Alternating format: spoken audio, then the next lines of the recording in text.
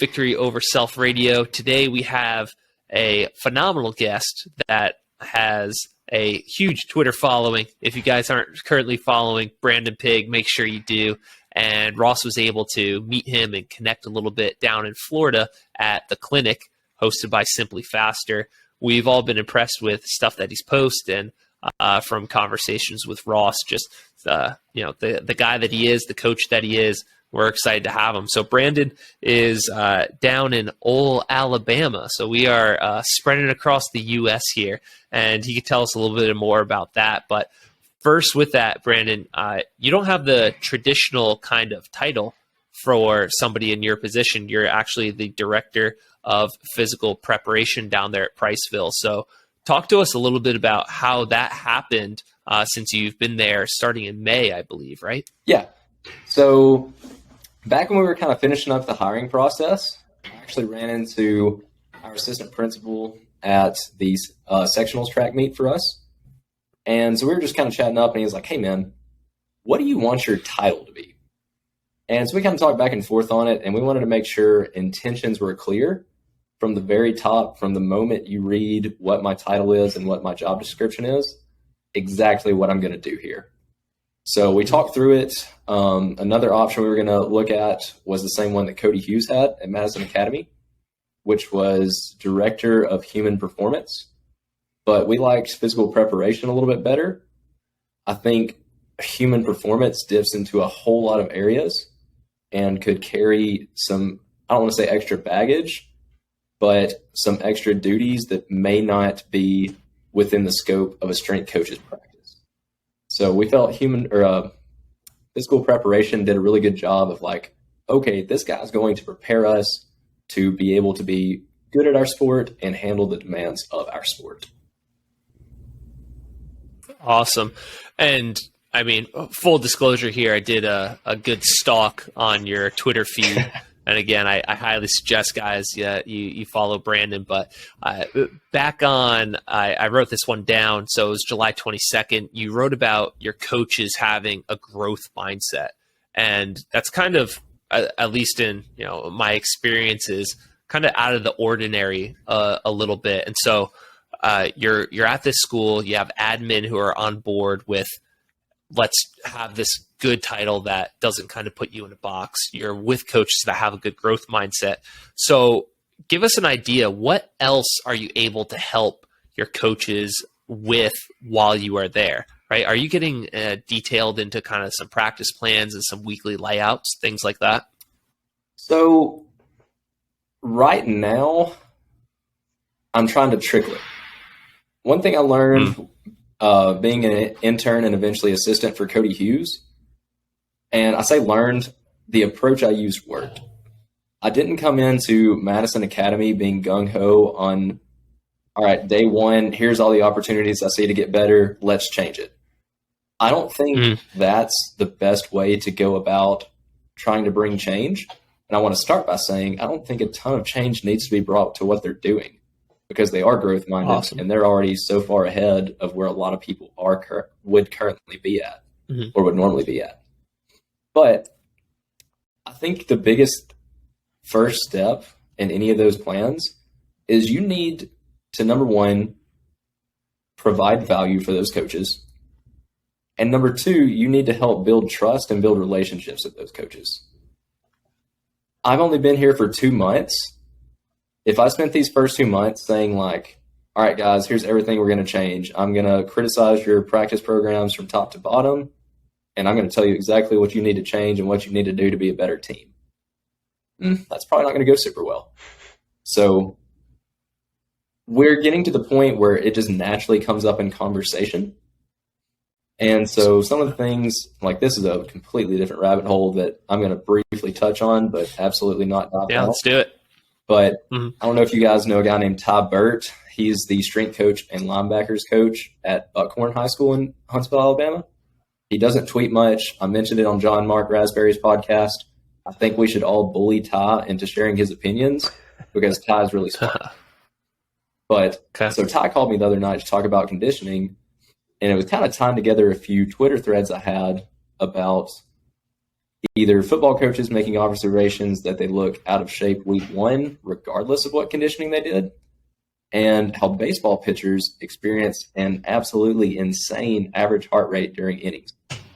If we looked at the kind of cardiovascular demands of a pitcher, you would never stop and say, like, you know what? I bet that guy's heart rate's sitting at about 170 for the entire inning. But it is. And that's its average. And it's going to dip up. It's going to dip no lower than about 140, and it's going to get up into the 190s. And so we were talking about how the psychological demands of the game are going to impact your heart rate. Because right now, if one of you guys got a text from, your wife, your kids, someone important to you, that says like, hey, something's wrong, boom, your heart rate's going to spike. And so you think about a game, we can sit here and we can say like, all right, for football, we're going to use 6 seconds on, 30 seconds off work to rest ratios. We're going to build up to kind of a worst case scenario drive. Some people say that's 12 plays. Some are going to say it's more like 18 to 20. And then we're also going to touch on the low, more extensive end. And we're going to do some kind of more high density metabolic circuits. We're going to touch on the high intensity end. We're going to get max velocity sprinting with full rest in between. It's going to be a really robust conditioning program, and we're going to look great week one. But at no point of any of those conditioning methods did you expose psychological stress to the athletes. And so Ty also made the point that how many coaches are lining up in Team D and telling the scout offense to snap the ball before the defense is set? Those things all add psychological mental stress that you're not going to see in conditioning or in a normal practice.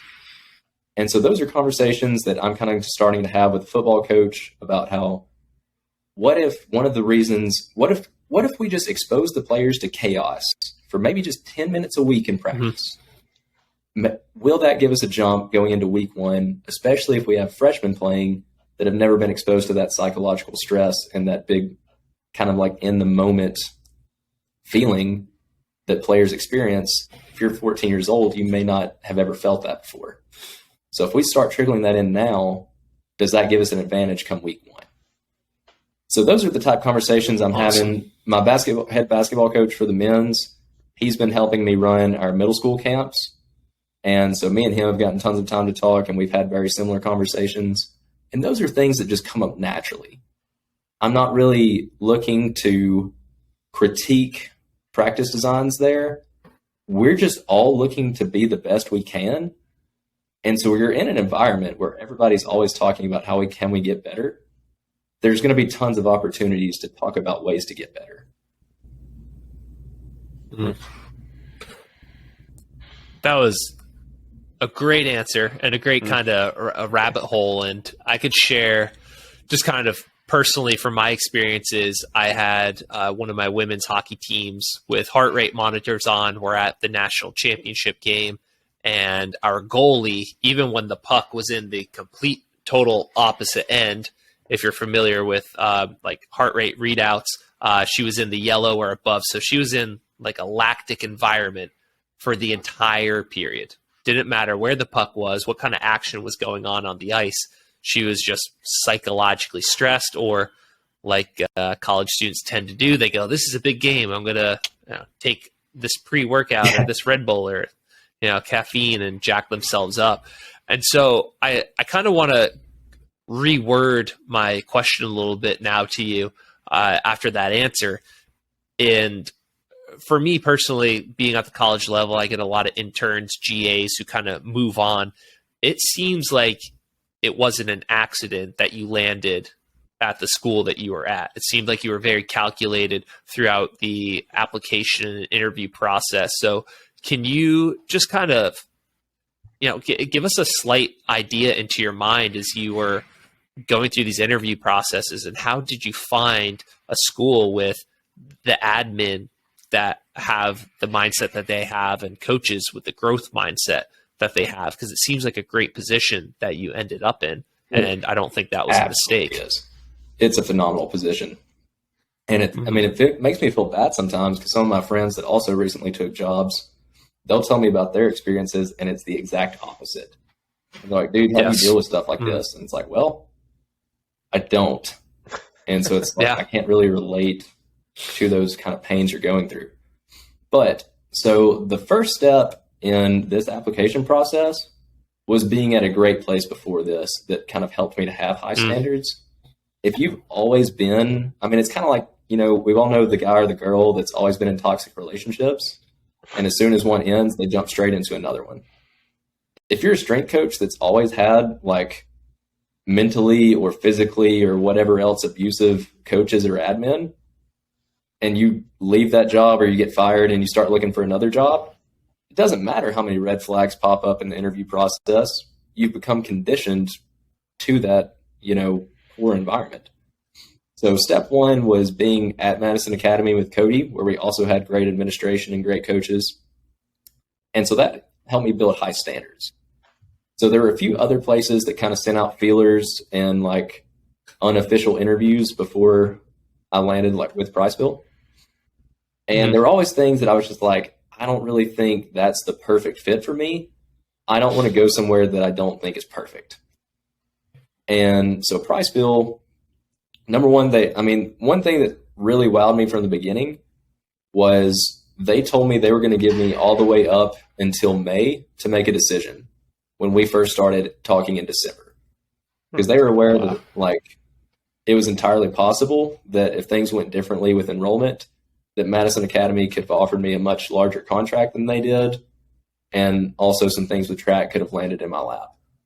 And so they told me straight up, like, look, we understand if you wind up having a better situation there, we understand that where you're at trying to, start a family and like get married to your girlfriend, it makes more sense for you to take that. So we're going to give you that full amount of time to make a decision.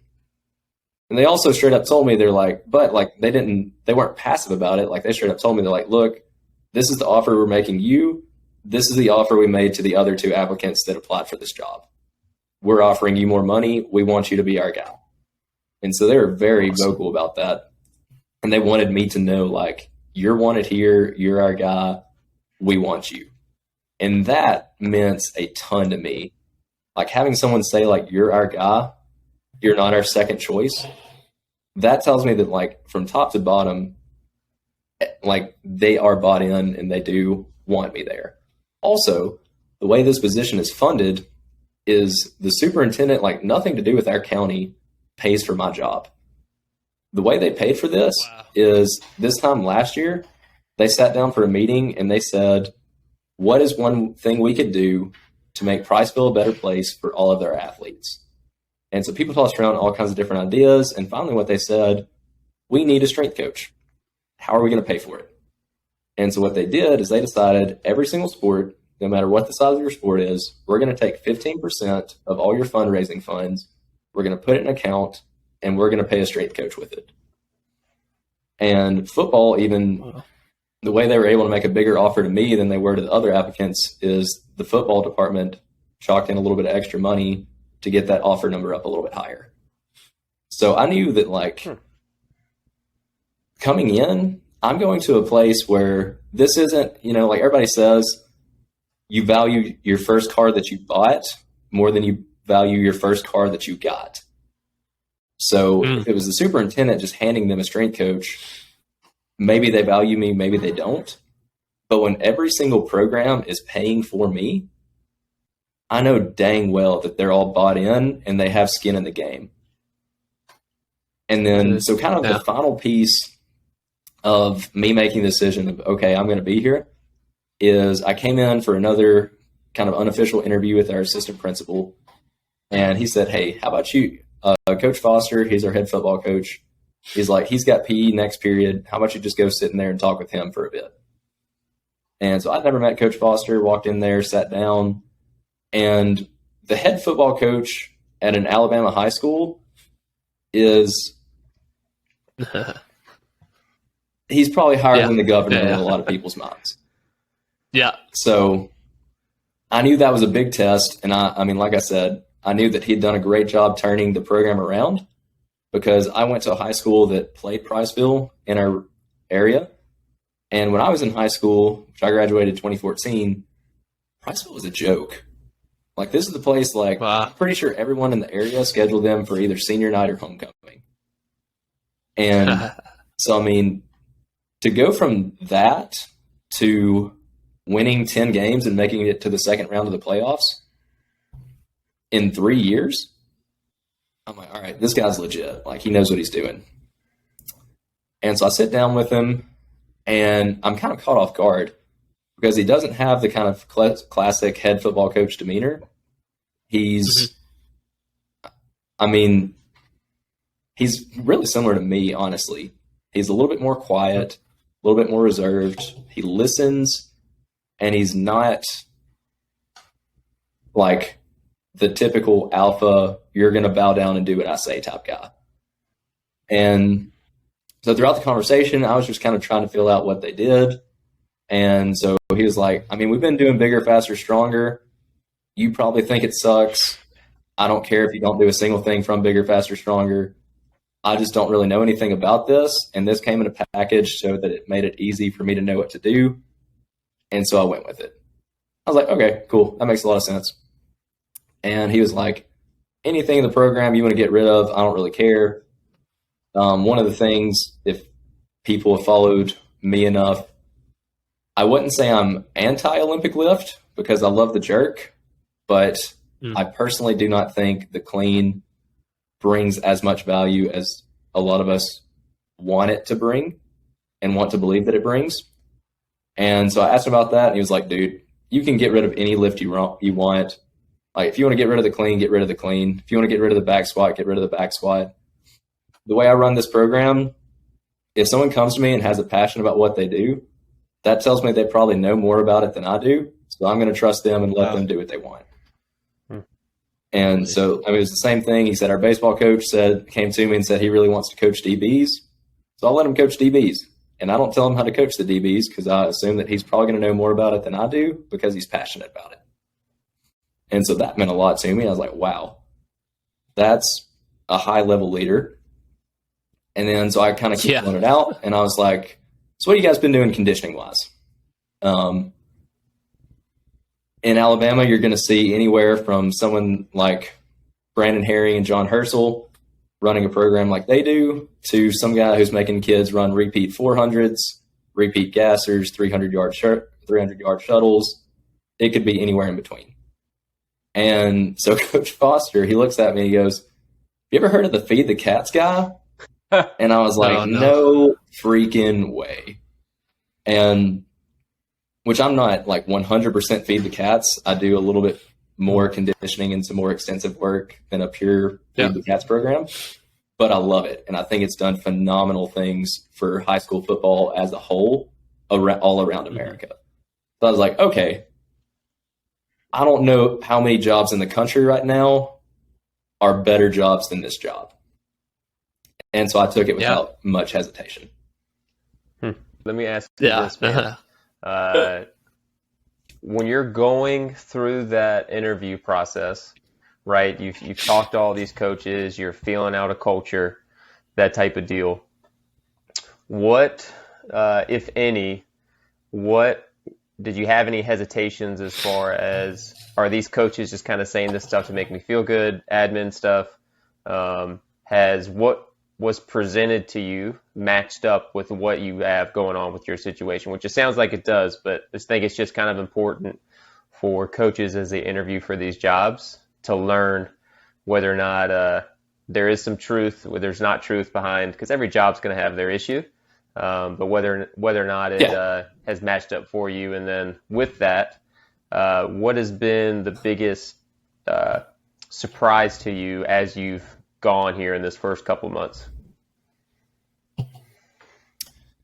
Yeah, so I mean, I was in sales for a brief period of time, so I look at a lot of things as a form of negotiation, and I'm fully aware that a lot of times in negotiation, people are either saying things to make it sound better than it really is, or they're saying things because they don't want to be confrontational and they don't want to, say anything that sounds mean. But I never really got the vibe from anyone that I spoke to in the interview process that was any of their goals or intentions. So I mean, like I said, our assistant principal, he's been gung-ho about this from day one.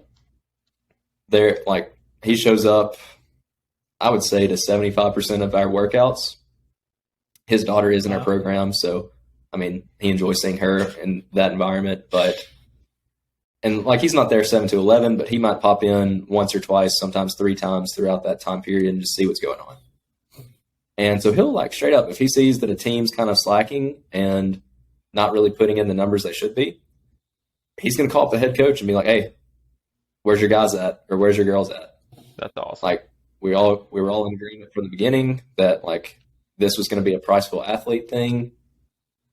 Where you at? And so he's been pretty solid and steady the entire way, that he does have a legitimate vision for this, and he's going to do his part to see it through. And then what was the second part to your question on that? Doesn't matter, because you did great. You crushed it. I think you asked what the biggest surprise has been. Number one, that having an admin that involved. I don't expect it to continue to be that involved once the school year starts, because if you're an assistant principal, you have an extremely full plate. But I wasn't expecting him to be here this summer. So it's entirely possible he keeps being that active in it. Is all your stuff after school? Yes. So once the school year starts here in 2 weeks, we'll be from 2 to 4 Monday through Friday. And so we've been kind of going back and forth, making sure that we're adequately serving each team in that time period. So same thing, they want it to be a year-round model for all athletes. So what we kind of landed on is similar to how we broke groups up in the summer. We're going to go 2 to 3 for in-season athletes. In the fall, we're going to go ahead and slot those winter sports in so that we don't have to change the schedule up once winter sports come in. So football will be their own group because they pretty much max out the capacity of our weight room. And then men's and women's basketball and volleyball will be a group together. And so basically what those 2 groups are going to do is they're going to rotate between a lifting day and a speed day. So football and volleyball, their speed days will be extremely simple. You're going to come in, you're going to warm up. You're probably going to time either 2 types of sprints or maybe 1 sprint.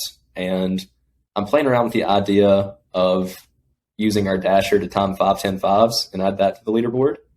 I don't think a 5-10-5 is a great measure of agility, but it does give you a max speed change of direction exposure. And I've been kind of toying around the idea with Speak and Feed the Cats, Tony Holler's max speed reserve, kind of trickling down to making conditioning better. I am questioning if we improve the max speed you can change direction, if that's going to trickle down to almost kind of like a change of direction reserve and make your in-game cuts easier. When I say briefly, I mean as of yesterday was the first day I started toying around with that idea. But so what we'll for sure time, we'll keep doing, we have 3 different 10-yard flies we do. One is a 5-yard lead in. One, we've been slowly increasing the fly distance to increase the max velocity, but we try to hit the max velo point. And then the third we do is actually a curved fly 10. So what I did this summer is I painted out a semicircle.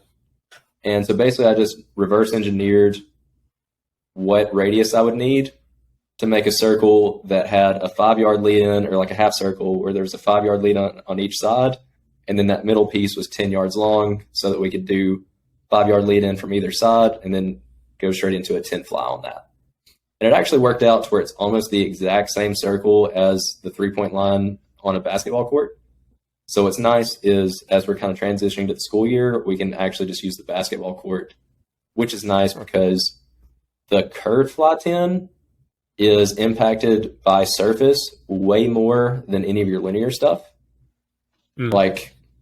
If we went 3 weeks straight without rain, and that ground was so hard that it was almost like sprinting on a track. And then it rained 3 days straight, and our times across the board dropped by 0.2 of a second. Or not dropped, but times got 0.2 of a second slower. So having the constant surface of a basketball court will be great for that one.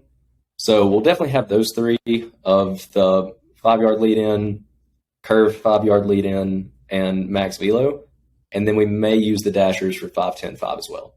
But for an in-season athlete, you're going to come in and do 2 of those 4 time tests, and then you're going to get out and you're either going to go watch film or you're going to go straight into practice. If you're still in off-season, there will be a little bit more agility and conditioning work after that, but it's still not going to be a super intensive day. And so depending on which group you're in, you're rotating back and forth between either a lifting day or a speed day. Fridays we'll probably use as either a makeup day in case like someone has like an away game and has to leave school early and can't make it to that session. Or if you're an off-season team, you can add a third touch and either get a third lift, a third speed session, or like a mini version of both.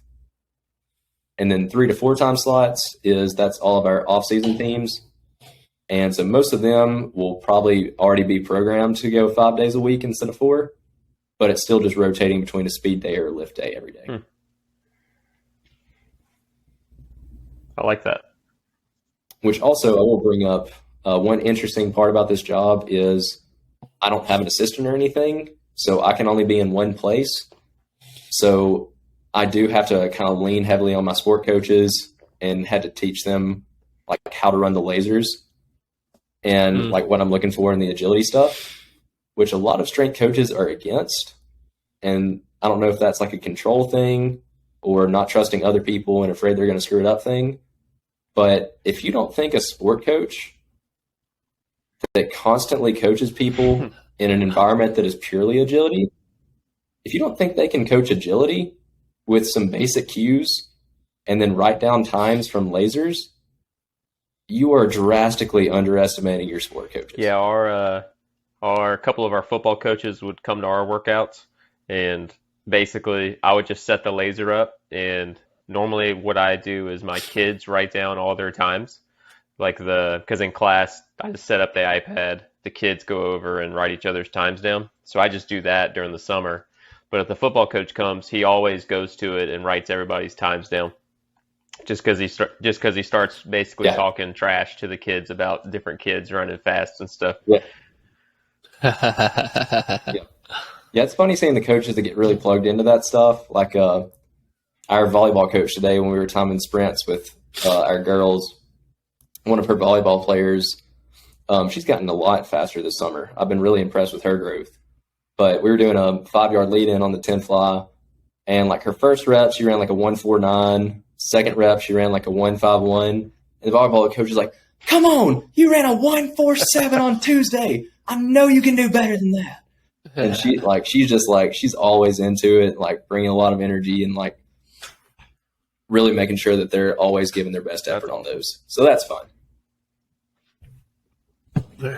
Coaches are going to coach, right? Yeah. If they're passionate about it, it doesn't matter. If it's not their sport, it's so hard. Like I don't know if any of us have kids old enough to be playing sports, but I imagine it will be very hard for me to sit on the sidelines and years from now and be like, yeah, that's fine. I'm fine with what they're doing, and not want to step in and get after it a little bit.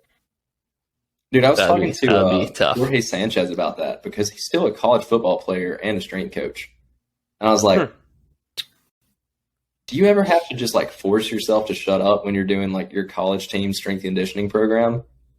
And like if they're doing something you don't agree with, you kind of just have to not show it. And so that would be an extremely interesting dynamic. Yeah, I would agree with that. That one's tough. I don't know how I would do. I'd like to voice my opinion a little bit. I didn't do well with that in high school. Like I didn't know what I was talking about, but I knew like what we were doing wasn't it. And I made my opinions known, which was not smart. Yeah. And so do you think that has impacted you to want to go down this coaching career? Maybe just not 100%. Having the experience that you wanted as an athlete. Okay. Yeah, I was extremely frustrated in high school because I was always injured, and I always felt like I should have been better because we were very much preached like weight room over everything. And so I've told this story a few times. I pissed a lot of people off with this tweet about it. But I got to the point where, like, as a 165-pound wide receiver, and I will start by saying we did not have any phenomenal back squatters my senior year, but I had the highest back squat on the team. And not like relative body weight, like absolute strength, I had the highest back squat. Mm-hmm. Yeah. And so, like, to me, in my head, I'm like, I should be the dude. I should be faster than everyone. I should be a great playmaker. And I wasn't. I actually got slower. And part of that, and I will say that tendonitis was probably more so my fault, because I would just go out and try to jump as high as I could for 30 minutes straight, trying to get to where I could dunk. And that didn't end super well. I got 2 career dunks and then never dunked again. So it worked. But you got it. Yeah, you did it. Yeah. You know, being able to say that I'm a 5'9" white dude that's dunked twice, that's worth the extreme pain that Pretty I cool. suffered from that.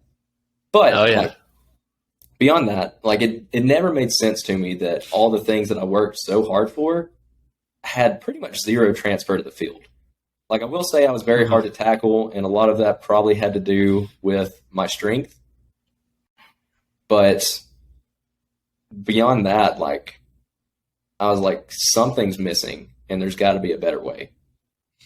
And so that definitely played a role into me wanting to be a coach. With that experience, Brandon, how do you use that experience when you're talking to your kids that are, I don't want to say going against what you're doing. Like, I can at least speak for me, having kids that are asking why we're not maxing out bench every single week, you know, but things like that. Like, how does that experience help you have that conversation with your kids? It depends on the kid. I think not being a great athlete is an advantage as a strength coach, because I firmly hold the opinion that the 2 biggest ways I can give value to a team is, number 1, I keep their naturally great players on the field or court healthy.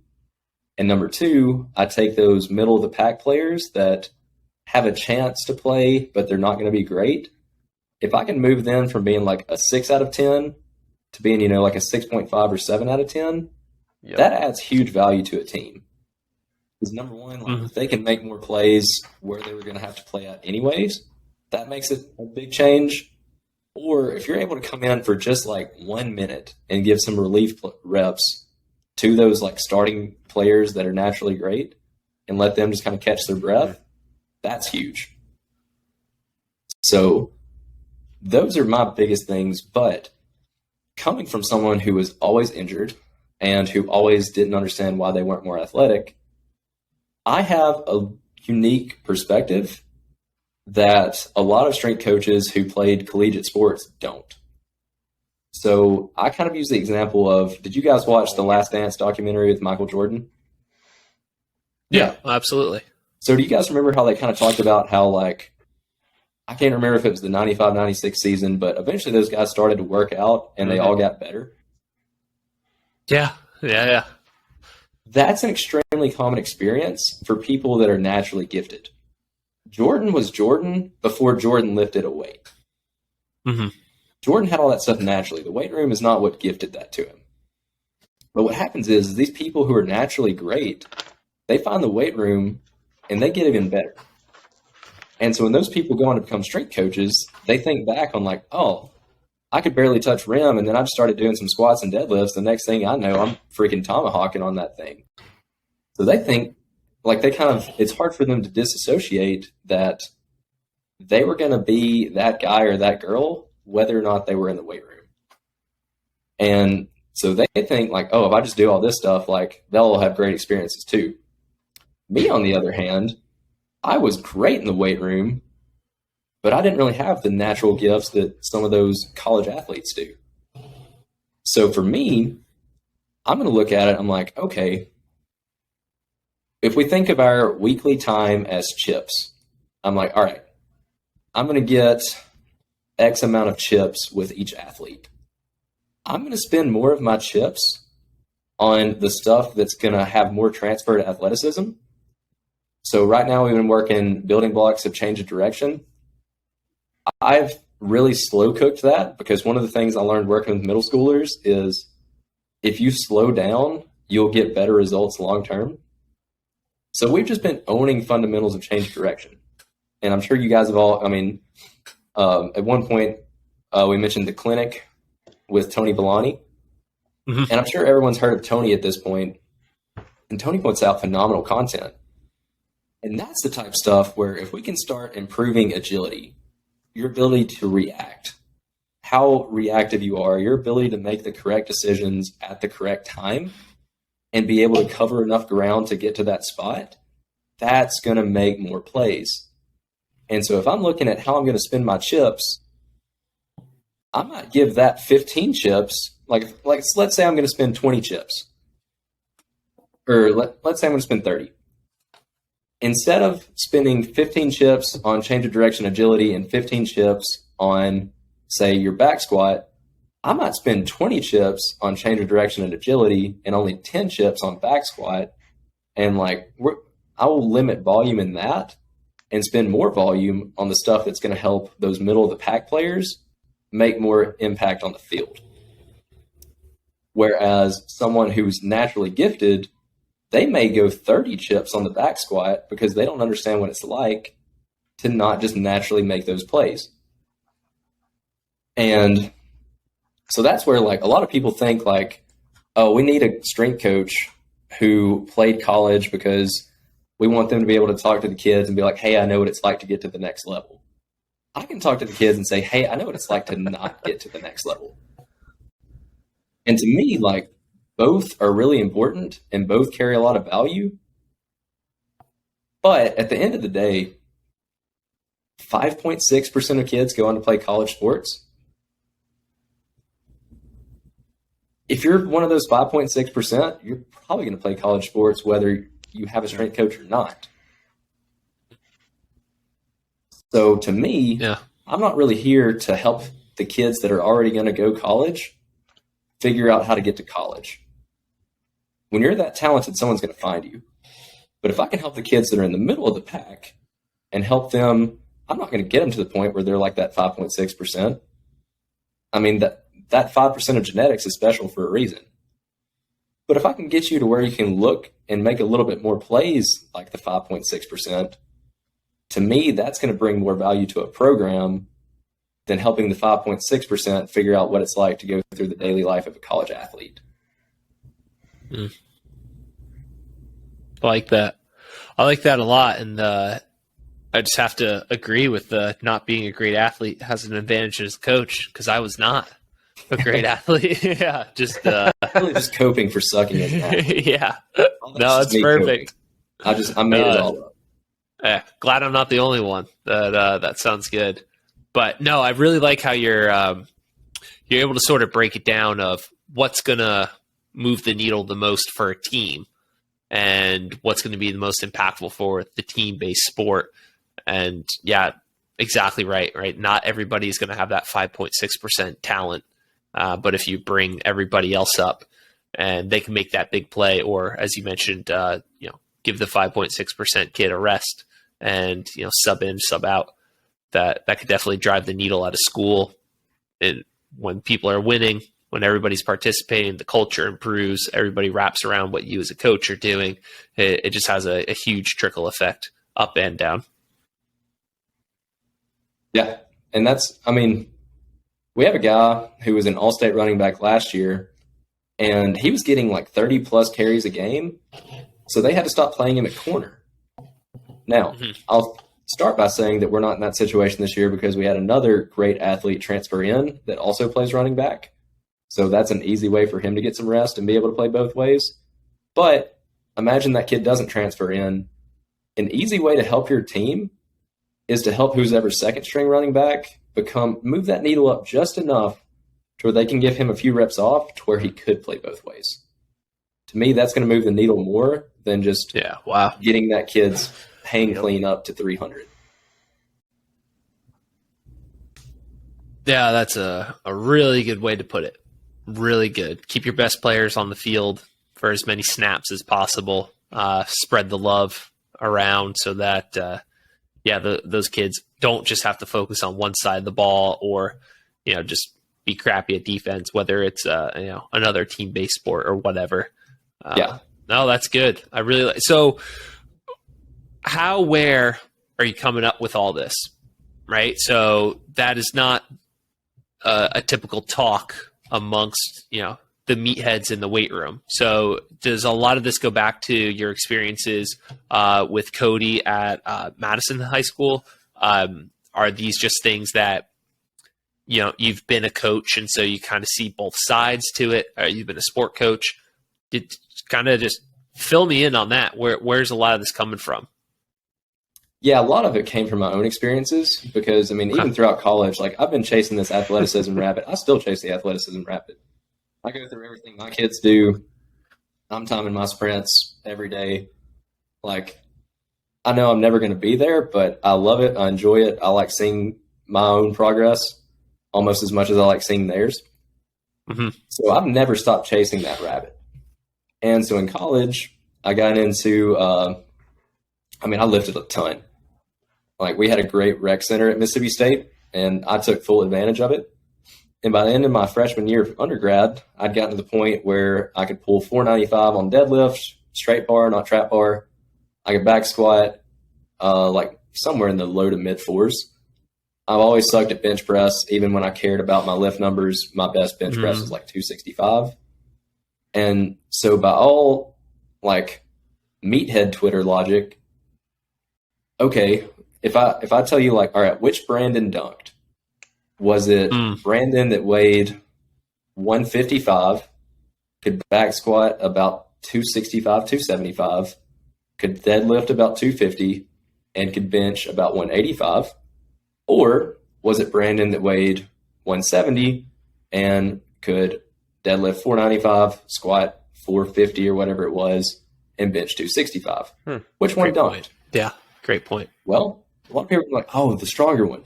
No, the stronger one couldn't touch rim. The stronger one couldn't touch rim. The stronger one was having a good day when he was touching the orange box on the goal. And no, I'm not saying lifting makes you less athletic. It makes you slower. Not saying any of that. But at the end of the day, the Brandon that dunked focused on athleticism. Now, yes, he did it in some misguided ways because he was 16 years old and had no idea what he's doing, and he got himself tendonitis. Not smart. But at the end of the day, he focused on being an athlete instead of focusing on lifting, whereas Strong Brandon focused on lifting instead of focusing on being an athlete, and the only athleticism I was getting was some pickup games of basketball 2 or 3 nights a week. And so that cycle happened enough times, and it was really hard for me because I had emotional value in the weight room. When you're good at something, you tend to put a lot of stock in that thing. It's hard for you to say what I'm good at is not really important. And so I really wanted to believe that there was a magic set rep scheme or magic, maybe it was West Side, maybe it was 5-10-5, or not 5-10-5, 5-3-1 or 5x5. I'm just doing the wrong one. I'm not it was hard for me to say I'm taking the wrong approach. And it was easier for me to say I'm just not doing the right lifting program yet. Once I find it, then I'll be fast. Then I'll be able to jump high again. And eventually, once I got to grad school, I finally realized you know what? No, I won't. I've tried them all. I've ran Smolov. That's how desperate I was to find something that would finally work. And so I went in the exact opposite way. I'm okay, how long can I go without lifting at all, just focusing on the athleticism, and how's that going to work? And it worked really well for about 3 weeks, and then after that I got injured. So I learned the value of the weight room. I'm okay, let's focus on the specific athletic stuff for improving athleticism, and let's let the weight room's biggest piece be health. Yes, there's going to be performance gains. Yes, if I've got someone that's an absolute Bambi, if I get their trap bar deadlift up, their 10-yard fly with a 5-yard lead in will get faster, 100%. But generally speaking, I don't understand why everyone on Twitter says high school athletes are piss weak. I mean, by the end of 8th grade last year, like, I had kids that could trap bar deadlift 225 for 20 reps because we just kept doing 1 by 20. I kept expecting to not do 1 by 20 anymore, but they just kept adding 5 pounds each week. And I was like, well, I'm not going to punch a gift horse in the mouth. It's still working, so I'm going to let it roll. If I can get an 8th grader to trap bar deadlift 225 for 20 reps in 2 semesters, why are you saying your high schoolers are piss weak? Especially if you're a coach that says that you're like a big strength guy or girl. I don't think it's that hard to get someone strong. And I don't think it takes too long to do it either.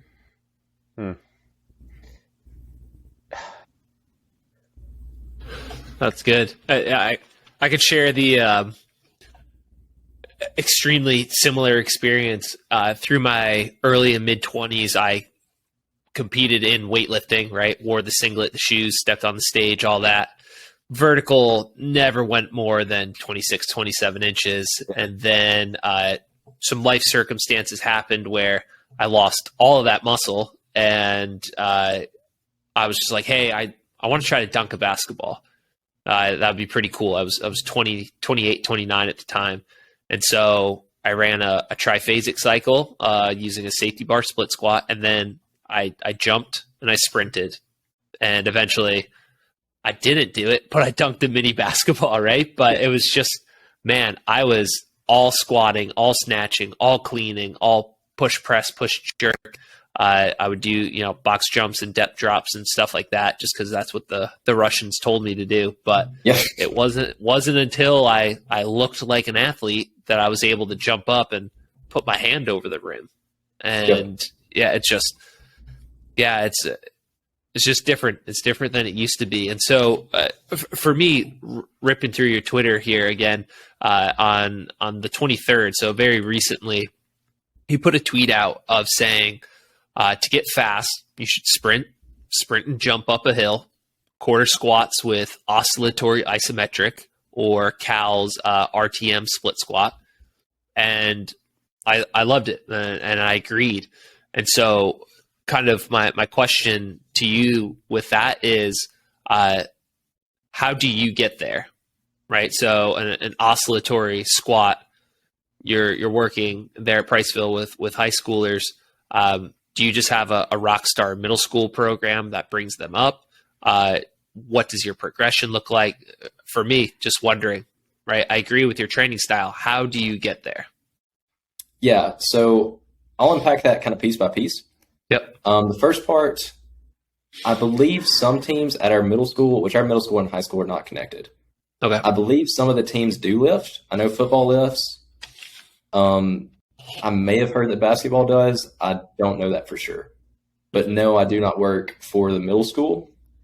So we don't have a middle school program here. Which, to anyone listening, after seeing what a middle school program can do at Medicine Academy, I 100%, if you're able to get a middle school program going, do it. So a lot of these kids are coming in summer before 9th grade and it's their first time lifting, or maybe they've like messed around with what their parents have in their garage. But so I'll start by saying the oscillatory stuff is very hard on the tendons. Mm-hmm. And if you jump in that too fast, you can absolutely get tendonitis from that. So with those type methods, I have to look at, okay, what's my return on investment from a performance perspective? What's my return on investment, or like what's my risk in terms of a health perspective? So I'm really just looking at risk to reward. For a team sport athlete, I cannot say for sure that we will ever go to the oscillatory stuff. Okay. Just because while I 100% have seen the results that when you run that stuff, you can get some great performance results, I've also seen where it's gone too fast and people have started getting some patellar tendonitis from it. So to me, going back to my philosophy for training, even if that made them better, if it decreases their health, then it's a net negative, no matter what their sprint time or their RSI or their vertical went to. Now, for track, and specifically track athletes that don't play like soccer in the spring, because soccer gets a ton of change of direction, and so that's a ton of work on the tendons themselves. So baseball and softball, not as much. So if you're either a track only or a track and baseball softball, yes, once we kind of start looking to peak for sectionals in state, and in all honesty, we really have to peak for sectionals because our section is an absolute bloodbath. Yes, we will use that in track. But for someone who's like, all right, I play football, I play basketball, I play soccer, and I also run track. Probably not, because the workload for your tendons is so high year round. It's probably gonna. I don't want to push that needle and take the chance on taking a decrement to your health, even though I know those methods will bring performance with them. Mm-hmm. But for the people I will use it for, we're all going to do yielding isometrics. Mm-hmm. I'm trying to figure out the best way to do overcoming isometrics. I think we can. I've just got to figure out how to make it work. But I would definitely like for you to at least experience some overcoming isometric, like mid-thigh pulls or splits, like a Jefferson overcoming isometric. Mm-hmm. I would like for you to experience those positions and have specific strength in the joint angles that we're going to put the oscillations at. And once we build up specific strength there, then we can start going from like, okay, we're going to start with just adding maybe a 1 or 2 second pause at the bottom of a quarter squat. Over time, we replace that with like 2 oscillations. So come down, pop up, relax, pop back down, then pop up again, finish the rep. Then over time, we can build oscillations, like number of oscillations on top of that, until we get to the point where we're looking to hit sectionals, hit state. And then once we're done with state, we'll cut them out until that time next year. Got it. Okay. No, that's perfect. So I can't really do the RTM method. Mm-hmm. No, I appreciate that. It's everybody will post something on the internet, but having that practical of like, how do you actually do it? That's great. And so, being very specific with the time of the year, being very specific with the athlete, whether or not they're playing multiple sports. And then I really liked just the idea of holding an isometric in the range and then just slowly introducing the oscillations versus just the step-by-step progression of like, all right, now we're doing oscillatory oscillations. Here we go. I thought that was super clever. And I'm guessing you tried that out on yourself first. Didn't love the result. Yeah.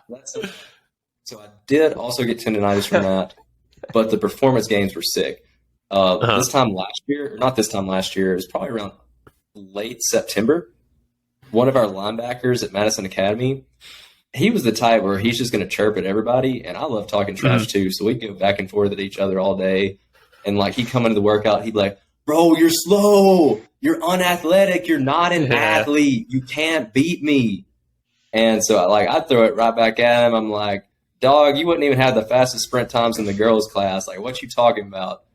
And so like we would always just be chirping back and forth at each other. And first of all, I don't say that with any disrespect to my female athletes. I love all of them. We made a great run in that class. But so we scheduled a race, and we scheduled to go one-on-one, like somebody would be our QB and switch back and forth between receiver and DB. Oh, yeah. And so I ran a full like 3-block cycle to absolutely get my peak performance so I could smoke this kid. And the peaking phase, the final block, involved a lot of the RTM stuff and some oscillatory stuff. And it did. My 5-yard lead in on my 10 fly dropped from a like averaging 130 to a 125. And all right. Yeah, within like 3 weeks. So yeah, absolutely cooked him on the race, and then we had to go into overtime on the routes, but I won that as well. So, it had a little patellar tendonitis that I had to hit some isos to get rid of, but it was 100% worth it. But yes, No, I test absolutely. everything out on myself before I bring it into, like, generally at Madison Academy, I would test it on myself. If I thought it had application to a group setting, I would test it on my middle schoolers. And I'm like, okay, if we can figure out the logistics with middle schoolers, anybody can do it. So that was kind of my ramp up protocol for introducing something to the high school class. No, I like it, and I hope and I wish more coaches experimented on themselves first. How are you going to communicate to the athlete if you personally don't know what it feels like? Right? Hey, coach, I feel that there. Is this weird? Like, oh, I don't know. I've never done it before. No, I like it. I like it. And so I kind of want to tap into your track background and coaching here. So I'm always interested with asking track coaches or speed guys differences within season and out of season. And I'm very Chris Corfus, Dan Fichter, Cal Dietz influenced. And Chris and Dan once had a product or an article written as the $1 million workout, right? Hey, do this, do this, do this, and this is going to help improve your speed. So my question is, what is your $1 million workout during track season and 6 months out from the start of track season or the start of main competition there? So kind of a two-part question there, but yeah, what's your $1 million in season track workout look like, whether that's your practice or what you're doing in the weight room, whichever direction you want to go with that one? So I'm going to give you like 4 different cop-out, it depends answers to kind of unpack. I know, I love it. Yep, I love it. First, I will say I am not as smart as Chris Corfus or Dan Fichter. Those guys are both absolute geniuses. Yeah. So if we say something where I disagree with them, probably take their side and you'll be safe. That's a good safe. Yeah. First thing I'll say, I don't like my $1 million workout is, I think I wrote this down somewhere because I wanted, as far as the $1 million workout, the money is the monotony. Like if you show up and be consistent year round, there's your $1 million workout. Yeah, you like that little alliteration there between the money and the monotony? Yeah, that's perfect. Every good church sermon I've heard, they always have their like rhyming and everything going with it. That's a tattoo, I'll say to my wife, like, "Gosh, that's what I need. That's what I need here. How do they do this?" Yeah. Yes. Exactly. My hometown preacher, he would always say, like, the devil is never good, but the devil is dang good at what he does. Yeah. And I was like, man, talk to him, Stan. Yeah. And no, but yes, like I don't necessarily have a like, if you do this workout, it's going to make you like, this is what you need to be doing to get better. I think there are a few different buckets you need to fill. And it also is going to depend on what age you're at.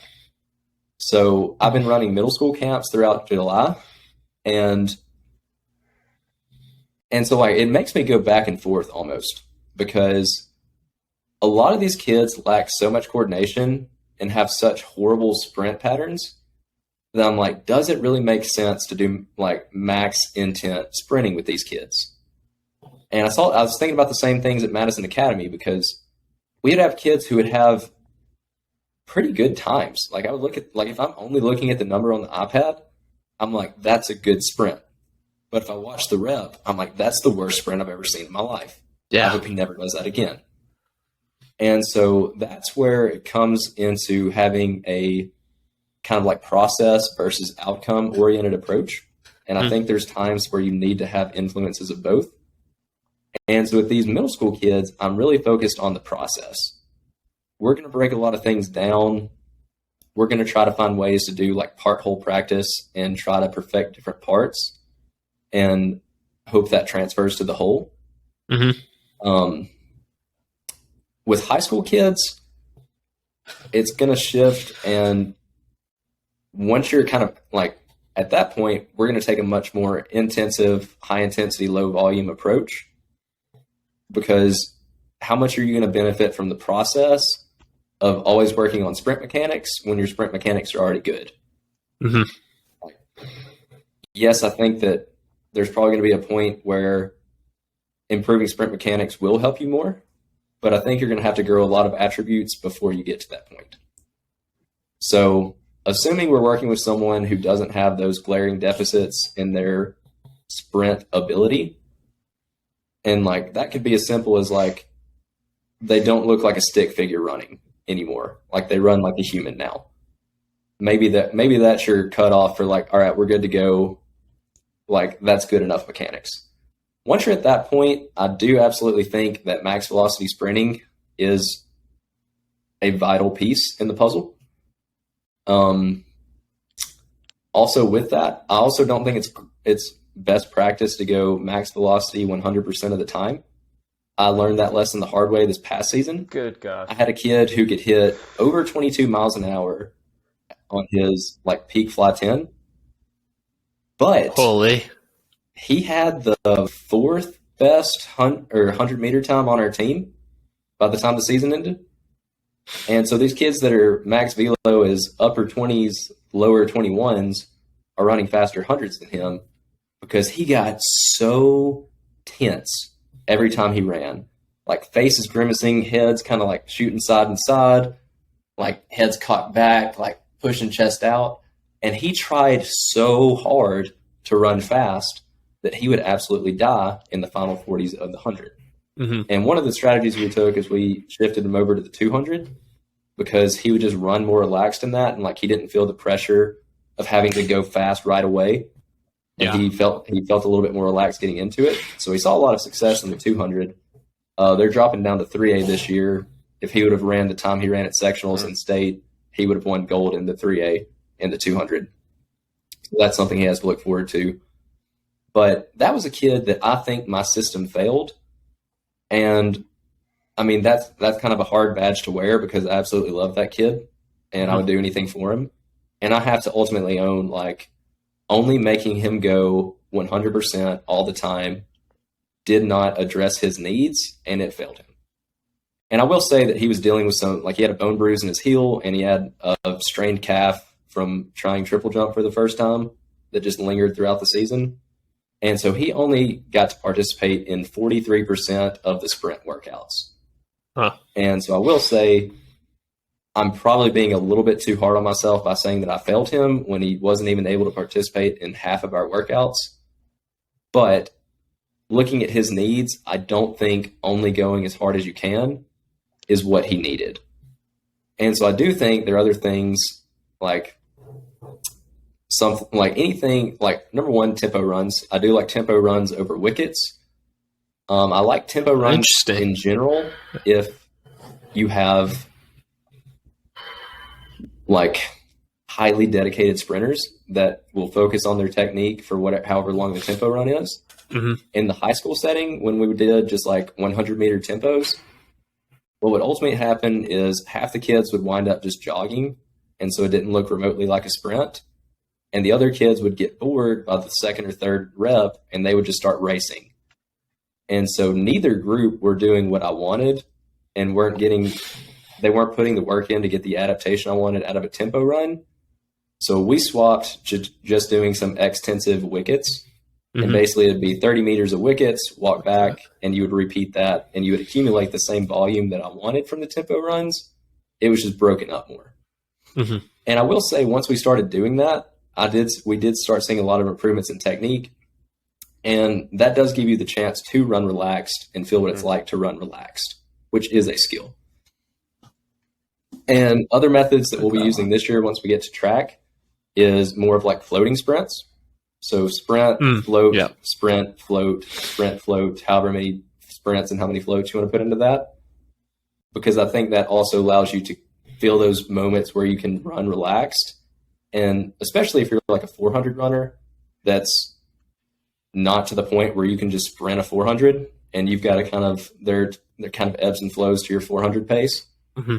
Knowing what it feels like to float and run relaxed and knowing what it's like to kick it back into gear for that final finish, I think that's very valuable. So the ability to max velocity in and of itself is important. And then the second piece I gave right there is being able to run relaxed. I think a lot of us has read the Charlie Francis training method. Mm-hmm. And in there, he talked about where Ben was watching film on Michael Johnson, and Ben ultimately came to the conclusion that the reason Michael was faster than him was because Michael was more relaxed than him. And he said he could look at Michael's eyelids and like Michael would almost look like he's asleep on the track because of how relaxed he was. And it's like watching a lion, where like a lion runs and their whole face is just like slopping up and down because they're relaxed. So that's the second skill. Outside of that, I do think you need exposure to some of the hard things that is unpopular to mention in track now. I do think you need hard lactate workouts if you're going to be someone who's going to run the 400, the 4x4, and like 300 meter hurdles, or the 200 all in one day. So, yeah. I do still prefer a high intensity, low volume lactate approach. So, still there, I'm probably rarely, if ever, in indoor, we may get into some more extensive work and get over 1,000 meters on a lactate day. Outdoor season will probably never get over 800 meters. But I do think that, and honestly, I think running the 400 does help you in your 200 and the 100. And something that a lot of people overlook when they start talking about like a feed the cats track approach is in Illinois, they have like twice a week meets. So, whereas like in the South, most of us only run like a Saturday meet and that's it. So like there, you can say like, okay, we're only going to let the race be our lactate work in season, but you're getting 2 max velocity, max intensity, probably multi-event exposures twice a week. So if you're a 200, 400 runner, then on Tuesday and on Friday or Saturday, you ran max effort 200s and 400s. Whereas if you're in the South and you only let your meets be your only lactate work, then it's only on Saturday. And I say the South, I'm speaking like North Alabama. If you only if your lactate work is only in the meets, you're only getting that exposure once a week.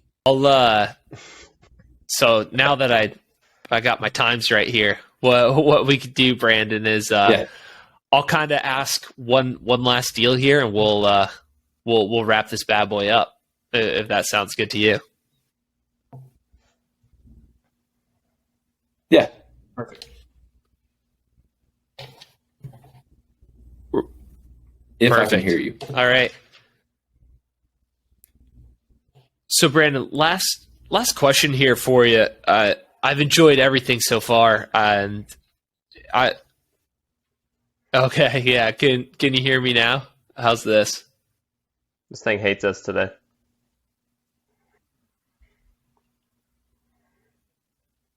I know, right?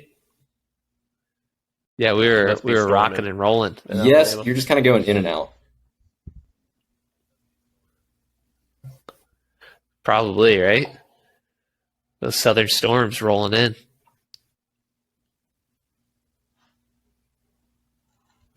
Yeah, poor guy. Mm-hmm. Dude, it's super legit, hey? This dude knows a lot of stuff. I can hear you now, though.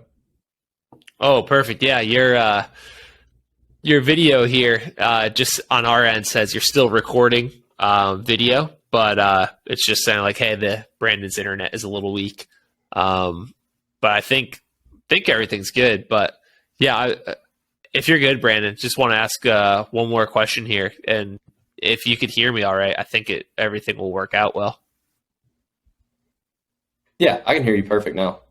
Okay, awesome. All right.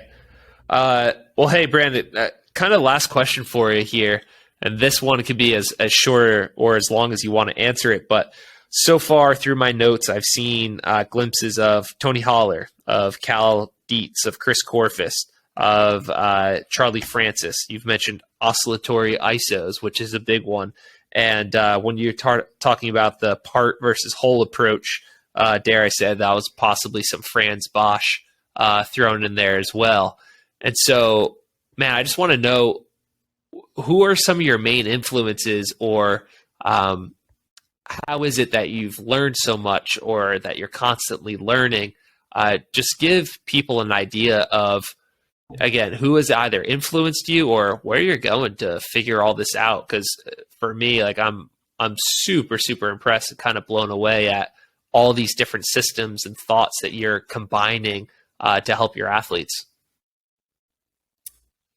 So a lot of that came in, I basically got a PhD in Joel Smith's podcast while I was in grad school. The Just Stop Performance podcast, I'll go ahead and shout that out. Their stuff is great. Yes. I've listened. Yeah. I'm a little bit behind now that I don't have as much time as I did in grad school, but I was up to date with pretty much everything back then. So a lot of those guys gave me really phenomenal ideas.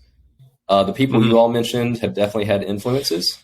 If I'm giving like my top overall influencers, I'll kind of break it down by category. So on the tendon health side of things, Keith Barr is probably number one. Keith Barr, easiest way to get to know him, look up his podcast on Spotify or Apple Music, whatever you're using. Specifically the one with Joel Smith on Just Fly and the Jacked Athlete podcast with Jake Tira. Both of those are phenomenal.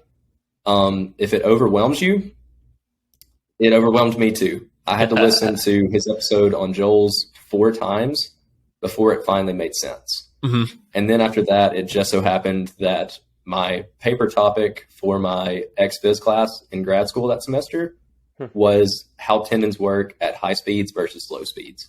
Wow. So that just was kind of like a, God's hand and divine intervention in letting me dig deeper into the tendon stuff. So I got to write like a 12-page paper on that and give a presentation on it. So that helped a lot.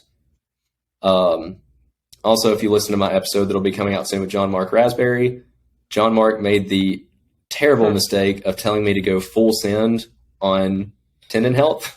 Yeah. And so if you listen to that episode, make sure you listen to those episodes with Keith Barr beforehand so that it at least makes some kind of sense. Got it. Okay. But with some of the other slower methods there, Charles Poliquin and Ian King. So both of those guys were big into the tempo training side of things in terms of like talking barbell now, not sprinting.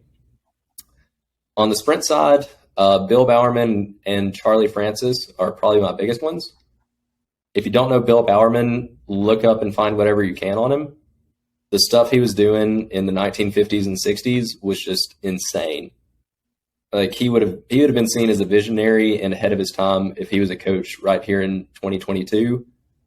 He was, I genuinely think one of the smartest coaches that's ever been in the field. Wow. If you don't know who Bill Bowerman is, he's co-founder of Nike with Phil Knight and was also a phenomenal track coach. Tony Holler's definitely mixed in the track side of things. Tony Villani, as I mentioned, on taking kind of like my change of direction agility approach. He's had a big influence on me there. And then Anatoly Bondarchuk has also had a lot of influences in the weight room. So those are kind of my main influences. And you can see a lot of them, even if it's small parts from different ones. And like there are other people, because the minimal effective dose is a long rabbit hole because I think a lot of people misconstrue that. I kind of look at that as if you have a bell curve, that kind of middle, like you're within the first standard deviation, I consider that to be the effective dose.